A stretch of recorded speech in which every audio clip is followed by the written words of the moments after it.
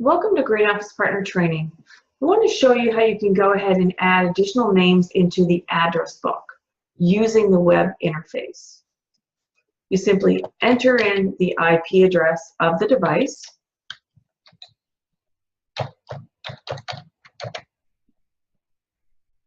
It will bring you into the web interface of that device. You would go to the address book.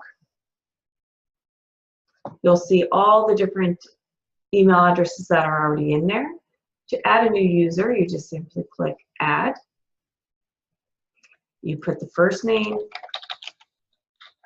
last name, company if you'd like, as well as their email address.